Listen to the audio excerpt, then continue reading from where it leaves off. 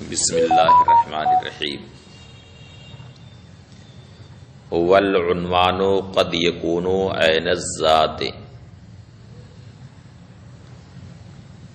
کل یہ بتایا گیا کہ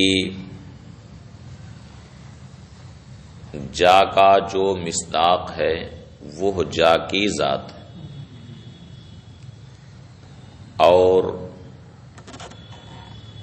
جا کا جو مفہوم ہے وہی وصف موضوع اور عنوان موضوع کہلاتا ہے،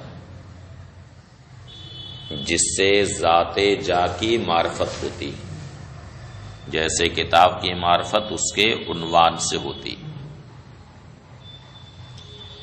لفافے کا مضمون اس کے عنوان سے ظاہر ہوتا ہے، خط کے اندر کیا ہے اس کے عنوان سے معلوم ہو جاتا ہے کہ اس خط کا مضمون کیا ہے۔ یہ عنوان کبھی کبھی عین ذات ہوتا ہے، یعنی جو ذات وہی عنوان، جو عنوان وہی ذات، اور کبھی کبھی عنوان ذات موضوع کا جز ہوتا ہے، اور کبھی کبھی عنوان ذات موضوع سے خارج ہوتا ہے، یعنی موضوع کی جو ماہیت اور حقیقت ہے اس سے عنوان خارج ہوتا ہے۔ مثلا کہا کلو انسان حیوان، ہر انسان حیوان، تو یہاں پہ انسان کا جو مصداق ہے یعنی زید، بکر، خالد وغیرہ، یہ ذات موضوع، اور انسان کا جو وصف ہے وہ ہے وصف موضوع، اور یہاں وصف موضوع ذات موضوع کا بالکل عین ہے۔ جو زید کی ذات ہے وہی انسان ہے، جو انسان ہے وہ زید ہے، دونوں ایک ہیں، ہے نا، دونوں ایک۔ تو یہاں پر وصف موضوع ذات موضوع کا بالکل عین ہے۔ والعنوان قد یکون عین الذات، اور عنوان کبھی عین ذات ہوتا ہے، کا قولنا، جیسے کہ ہمارا قول کلو انسان حیوان، ہر انسان حیوان، فإن حقیقت الانسان عین و ماہیت زید و عمر و بکر وغیرہم من افرادہ، کیونکہ حقیقت انسان زید، عمر، بکر اور دیگر افراد کی ماہیت کا عین ہے، ان سب کی ماہیت کا عین ہے، جو ان کی ماہیت ہے وہی انسان ہے، جو انسان ہے وہی یہ سب ہے۔ وقد یکون جزءا لہ، اور کبھی کبھی عنوان ذات موضوع کا جز ہوتا ہے، جیسے کہا کلو حیوان حساس، ہر حیوان حساس ہے، ہر حیوان حساس۔ حساس سمجھتے ہیں کس کو کہتے ہیں؟ جس کے اندر احساس کرنے کی صلاحیت، جیسے ٹھنڈک لگی تو ٹھنڈک کا احساس ہو رہا ہے، گرمی لگی تو گرمی کا احساس ہو رہا ہے، مچھر نے کاٹ لیا یا کسی وجہ سے کھجلاہٹ ہوئی تو اس کا احساس ہوا۔ تو جو بھی چیز احساس کرے، احساس کی صلاحیت جس کے اندر ہو اسے حساس کہا جاتا ہے، اور جس کے اندر احساس کرنے کی صلاحیت نہیں ہوتی ہے تو اسی لیے اس کو کہا جاتا ہے کہ بڑا بے حس ہے۔ بولنا ہے کہ نہیں کہ بڑا بے حس آدمی، یعنی کچھ بھی ہو جائے اس کو احساس نہیں ہوتا ہے کسی چیز کا۔ تو کلو حیوان حساس یعنی ہر حیوان حساس، یہاں پر بھی حکم زید امر وغیرہ پر ہے، لیکن عنوان موضوع یعنی حیوان زید بکر خالد وغیرہ کی جو ذات ہے اس ذات کا عین نہیں ہے بلکہ ان کی ذات کا جز ہے۔ حیوان ان سب کی ذات کا، ان سب کی ماہیت کا جز ہے، کیونکہ ان افراد کی ماہیت دو چیزوں سے مرکب ہے، ایک حیوان اور ایک ناطق، یہی حقیقت ہے ان کی ماہیت ہے۔ تو حیوان زید بکر خالد وغیرہ کی جو ماہیت ہے اس ماہیت کا جز ہے، تو یہاں پر عنوان ذات موضوع کا جز ہے۔ وَقَدْ يَكُونُ جُزْءًا لَهَا، اور کبھی وصف موضوع ذات موضوع کا جز ہوتا ہے، کا قولنا جیسے کہ ہمارا قول کلو حیوان حساس، ہر حیوان حساس، فَإِنَّ الْحُكْمَ فِيهِ أَيْضًا عَلَى زَيْدٍ وَعَمْرٍ وَغَيْرِهِمَا مِنَ الْأَفْرَادِ، کیونکہ اس میں بھی حکم زید عمر اور ان کے علاوہ دیگر افراد پر ہے۔ وَحَقِيقَةُ الْحَيْوَانِ إِنَّمَا هِيَ جُزْءٌ لَهَا، اور حقیقت حیوان ان کا کیا ہے؟ جز۔ وَقَدْ يَكُونُ خَارِجًا عَنْهَا،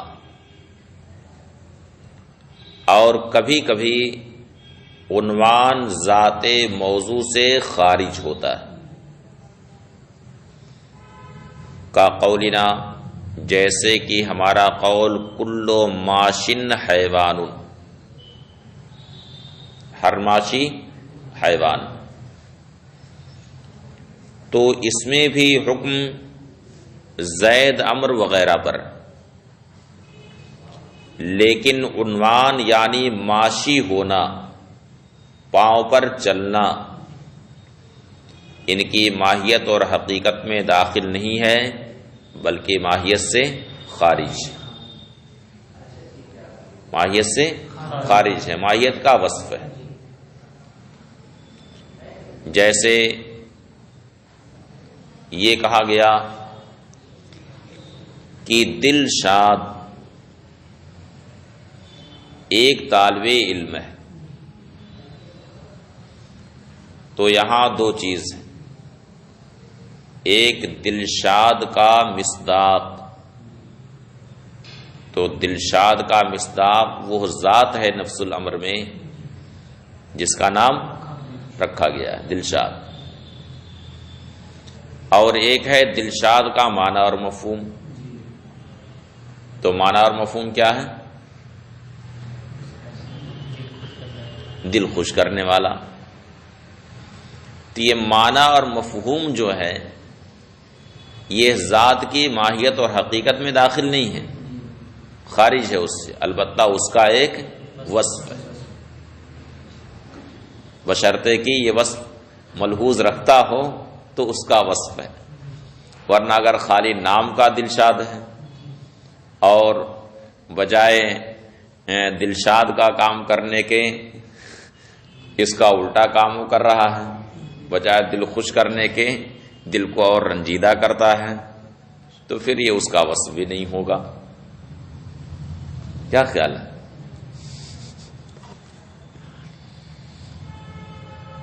وَقَدْ يَكُونُ خَارِجًا عَنْهَا، اور کبھی کبھی عنوان ذات سے خارج ہوتا ہے، کا قولنا جیسے کہ ہم کہیں کلو ماشن حیوان، فَإِنَّ الْحُكْمَ فِي أَيْضًا عَلَى زَيْدٍ وَعَمْرٍ وَغَيْرِهِمَا مِنْ أَفْرَادِ، کیونکہ اس میں بھی حکم زید امر اور دیگر افراد پر ہے۔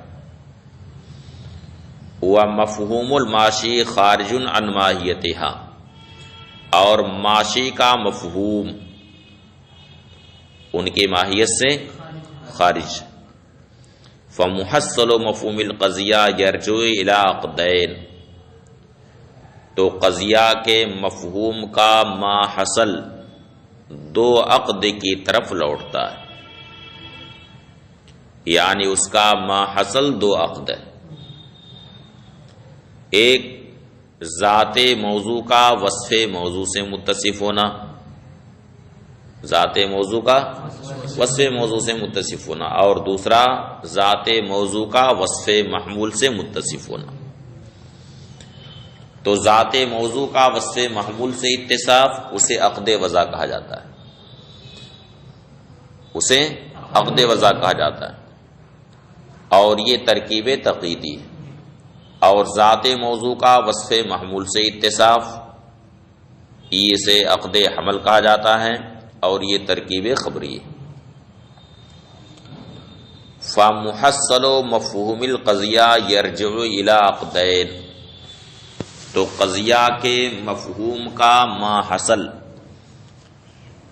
دو عقد کی طرف لوٹتا ہے، ایک عقد وضع وہو اتصاف ذات الموضوع بوصفہ، وہ ہے ذات موضوع کا وصف موضوع سے اتصاف، اور دوسرا عقد حمل وہو اتصاف ذات الموضوع بوصف المحمول، وہ ہے ذات موضوع کا وصف محمول سے اتصاف۔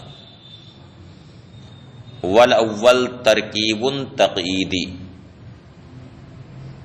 پہلا جو عقد ہے عقد وضع اسے ترکیب تقییدی کہا جاتا ہے، والثانی ترکیب خبری، اور دوسرا جو عقد ہے وہ ترکیب خبری۔ فہا ہونا ثلاثۃ اشیاء، تو یہاں پر تین چیزیں، ایک ذات موضوع وصدق وصفہ علیہ، اور وصف موضوع کا ذات موضوع پر صدق، اور تیسری چیز ہے صدق و وصف المحمول علیہ، یعنی وصف محمول کا ذات موضوع پر صدق، یعنی ذات موضوع پر دو چیز کا صدق ہوتا ہے، ایک وصف موضوع کا صدق اور ایک وصف محمول کا صدق۔ اب جیسے ابھی کہا کہ دلشاد ایک طالب علم ہے، تو یہاں تین چیزیں ہوئی، ایک دلشاد کی ذات، اور ایک دلشاد ہونے کا وصف، اور تیسری چیز طالب علم، یہ تین چیزیں ہوئی۔ تو دلشاد کی جو ذات ہے اسی ذات پر یہ دونوں وصف صادقار ہیں، یعنی وہی ذات دلشاد بھی اور وہی ذات طالب علم بھی، تو ذات موضوع پر وصف موضوع بھی صادق آتا ہے اور اسی پر وصف معمول بھی صادق آتا ہے۔ سمجھایا؟ فہا ہونا ثلاثۃ اشیاء، تو یہاں پر تین چیزیں، ایک ذات موضوع اور دوسری چیز وصدق وصفہ علیہ، یعنی ذات موضوع پر وصف موضوع کا صدق، اور تیسری چیز صدق و وصف المحمول علیہ، ذات موضوع پر وصف محمول کا صدق۔ اما ذات الموضوع فلیس المراد به افرادا جا مطلقا، اب ذات موضوع سے جو موضوع کے افراد مراد ہوتے ہیں تو کون سے افراد مراد؟ تو افراد کی اصل میں دو قسمیں، ایک افراد شخصیہ اور دوسرے افراد نوعیہ، افراد شخصیہ اور افراد نوعیہ۔ افراد شخصیہ کا مطلب کہ وہ افراد جو خارج میں ایک دوسرے سے ممتاز ہیں، متعین، جیسے اب یہاں پر 5 افراد بیٹھے ہوئے ہیں تو سب کا اپنا اپنا تشخص ہے کہ نہیں؟ ہر ایک کا اپنا ایک تشخص، ہر ایک کی اپنی رنگت ہے، ہر ایک کی اپنی زبان ہے، ہر ایک کی اپنی طبیعت ہے، ہر ایک کا اپنا مزاج ہے، سب کا تشخص الگ الگ ہے کہ نہیں؟ اور یہ سب اللہ کی قدرت کی نشانیاں ہیں۔ ومن آیاتہ خلق السماوات والارض واختلاف السنتکم والوانکم ان فی ذلک لآیات للعالمین، یعنی اللہ کی نشانیوں میں سے آسمان و زمین کی پیدائش اور تمہاری زبانوں کا اختلاف، تمہاری رنگت کا اختلاف، یہ سب اللہ کی نشانیاں ہیں، اس کی قدرت کی نشانیاں۔ یقیناً اس میں علم والوں کے لیے بہت ساری نشانیاں۔ اب یہیں پر دیکھیے کل ملا کر کے 6 افراد ہیں، لیکن سب کا مزاج، سب کی طبیعت الگ الگ ہے کہ نہیں ہے؟ سب کا تشخص الگ الگ ہے۔ تو جو افراد خارج میں الگ الگ تشخص کے ساتھ موجود ہوتے ہیں انہیں افراد شخصیہ کہا جاتا ہے۔ جہاں جتنے افراد ہیں یہ سب افراد شخصیہ، سمجھایا؟ افراد شخصیہ۔ اور کچھ افراد افراد نوعیہ ہوتے ہیں۔ افراد نوعیہ کا مطلب جیسے پوری ایک نوع کو ایک فرد مان لیا جاتا ہے، جیسے انسان ایک نوع، تو یہ ایک نوع کو ایک فرد مان لیا۔ فرس ایک نوع ہے، گھوڑا ایک نوع ہے، اسے ایک فرد مان لیا۔ کلب ایک نوع ہے، اسے ایک فرد مان لیا۔ تو اس طرح سے ان افراد کو کیا کہا جاتا ہے؟ افراد نوعیہ۔ لیکن یہ افراد نوعیہ جو ہوتے ہیں تو ظاہر ہے کہ نوع کا الگ سے تو کوئی وجود ہوتا نہیں ہے، یہ ہوتا الگ سے کوئی وجود۔ نوع کا مثلا نوع انسانی کا جب بھی وجود ہوگا تو انہی افراد کے ذمن میں ہوگا، یہ الگ سے کوئی وجود۔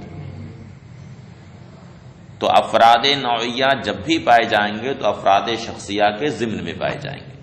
اتنی بات آ گئی ذہن میں؟ اب سنیے، اب ذات موضوع سے جو افراد موضوع مراد ہوتے ہیں اس افراد سے افراد شخصیہ مراد ہیں یا افراد نوعیہ مراد ہیں؟ تو شارح کہتے ہیں کہ اس سے مطلقاً افراد مراد نہیں، بلکہ جا اگر نوع ہو یا فصل ہو یا خاصہ تو افراد شخصیہ مراد ہوں گے۔ جا اگر نوع ہو یا نوع کے جو مساوی مثلا فصل ہو یا خاصہ ہو تو افراد شخصیہ مراد ہوں۔ اور اگر جا جنس ہو یا جو جنس کا مساوی ہے یعنی عرض عام ہو تو اس جا سے افراد شخصیہ اور افراد نوعیہ دونوں مراد ہوں گے۔ سمجھ گئے؟ اب دیکھیے، اما ذات الموضوع فلیس المراد به افراد جا مطلقا، رہی موضوع کی ذات تو اس سے مطلقاً افراد جا مراد نہیں، بل الافراد الشخصیہ، بلکہ افراد شخصیہ مراد ہوں گے۔ ان کانا جا نوعن او ما یساوی، اگر جا نوع ہو یا نوع کے جو مساوی ہے وہ ہو، یعنی فصل اور خاصہ۔ اول افراد الشخصیہ والنوعیہ معا، یا افراد شخصیہ اور افراد نوعیہ دونوں ایک ساتھ مراد ہوں گے۔ ان کانا جا جنسن او ما یساوی، اگر جا جنس ہو یا جنس کے جو مساوی ہے یعنی عرض عام۔ فیضا قلنا، تو جب ہم کہیں کلو انسان یا کہیں کلو ناطق یا کہیں کلو ضاحک کذا، فالحکم لیس الا علی زید و عمر و بکر، یہاں پر حکم صرف زید، عمر، بکر اور ان کے علاوہ دیگر جو اس کے افراد شخصیہ ہیں بس انہی پر حکم ہے۔ ان سب میں حکم صرف کس پر ہے؟ صرف افراد شخصیہ پر ہے۔ افراد شخصیہ تو سمجھ میں آ گئے نا۔ وَإِذَا قُلْنَا كُلُّ حَيْوَانٍ أَوْ كُلُّ مَاشٍ كَذَا اور جب ہم کہیں کلو حیوان یا کلو ماشن قضا فالحکم علی زید و عمر وغیرہما، تو یہاں پر حکم زید، عمر اور ان کے علاوہ دیگر اشخاص حیوان پر بھی ہیں، وعلی التباع النوعیہ، اور ساتھ ہی ساتھ تباع نوعیہ جنہیں افراد نوعیہ کہا جاتا ہے ان پر بھی حکم ہے، یعنی انسان، فرس وغیرہ ان سب پر بھی حکم ہے۔ وَمِنْ ہَا هُنَا تَسْمَعُهُمْ يَقُولُونَ، اسی وجہ سے تم انہیں یہ کہتے ہوئے سنتے ہو کہ حمل و بعض الکلیات علی بعض، یعنی بعض کلیات کا حمل جو بعض پر ہوتا ہے، انما هو علی النوع و افراد ہی، تو وہ حمل نوع پر بھی ہوتا ہے اور نوع کے افراد پر بھی ہوتا ہے۔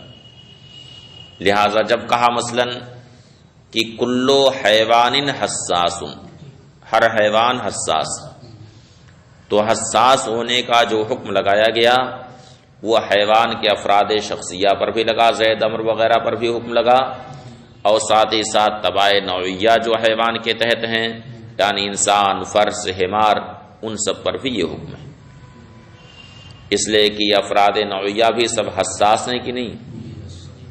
جیسے انسان حساس ہے ایسے ہی فرس بھی حساس ہے کہ نہیں؟ اسے بھی احساس ہوتا ہے کہ نہیں؟ سردی گرمی کا اور مارنے کا احساس ہوتا ہے کہ نہیں؟ کتا ہے اسے بھی احساس ہوتا ہے، سب حساس ہیں کہ نہیں؟ وَمِنَ الْأَفَاضِلِ مَنْ قَصَرَ الْحُكْمَ مُطْلَقًا عَلَى الْأَفْرَادِ الشَّخْصِيَّةِ، تو یہ اکثر لوگوں کا یہی کہنا ہے کہ اگر جا جنس ہو یا اس کے مساوی یعنی ارضیہ، تو حکم افراد شخصیہ پر بھی ہوگا اور افراد نوعیہ پر بھی ہوگا۔ لیکن بعض افاضل نے حکم کو افراد شخصیہ ہی میں منحصر کر دیا، انہوں نے یہ کہا کہ جہاں کچھ بھی ہو، کلیات خمسہ میں سے کوئی بھی کلی ہو، نو ہو یا نو کے مساوی ہو، جنس ہو یا جنس کے مساوی ہو، کوئی بھی کلی ہو، ہر حال میں حکم افراد شخصیہ پر ہی ہوتا ہے، ہر حال میں حکم افراد شخصیہ ہی پر ہوتا ہے۔ شارح کہتے ہیں کہ یہی مذہب تحقیق کے زیادہ قریب ہے، اس وجہ سے کہ افراد نوعیہ کا الگ سے کوئی وجود نہیں ہوتا، افراد نوعیہ کا جب بھی وجود ہوتا ہے تو افراد شخصیہ کے ضمن میں ہوتا ہے، اس لیے بعض افاضل کا مذہب یہی تحقیق کے قریب ہے۔ ومن الافاضل من قصر الحکم مطلقاً علی الافراد الشخصیہ، اور کچھ افاضل نے حکم کو مطلقاً افراد شخصیہ میں ہی منحصر کر دیا ہے، وہ قریب الی التحقیق، اور یہی تحقیق کے قریب ہے۔ لأن اتصاف الطبیعت النوعیہ بالمحمول لیس بالاستقلال، اس لیے کہ طبیعت نوعیہ کا محمول سے اتصاف مستقلا نہیں ہوتا ہے، بل اتصاف شخص من اشخاصها بھی، بلکہ اس کے اشخاص میں سے کسی شخص کے اتصافی کی وجہ سے اتصاف ہوتا ہے۔ مثلا کہا کہ کلو حیوان حساس، ہر حیوان حساس، تو نوع انسان حساس ہونے سے جو متصف ہوگی وہ کسی نہ کسی فرد کے ضمن میں، زید، بکر وغیرہ کے ضمن میں، اذ لا وجود لها الا فی ضمن شخص من اشخاصها، اس وجہ سے کہ طبیعت نوعیہ کا الگ سے کوئی وجود نہیں ہوتا ہے مگر اس کے اشخاص میں سے کسی شخص کے ضمن میں، یعنی طبیعت نوعیہ کا جب بھی وجود ہوگا تو کسی نہ کسی شخص کے ضمن میں۔ تو حاصل یہ ہے کہ افراد نوعیہ کا الگ سے کوئی وجود نہیں ہوتا ہے، بلکہ ان کا وجود جب بھی ہوگا تو افراد شخصیہ کے ضمن میں ہوگا۔ اس وجہ سے جن افاضل نے یہ کہا کہ حکم مطلقاً افراد شخصیہ ہی میں منحصر ہوتا ہے، انہی پر حکم لگتا ہے، یہی مذہب تحقیق کے زیادہ قریب ہے۔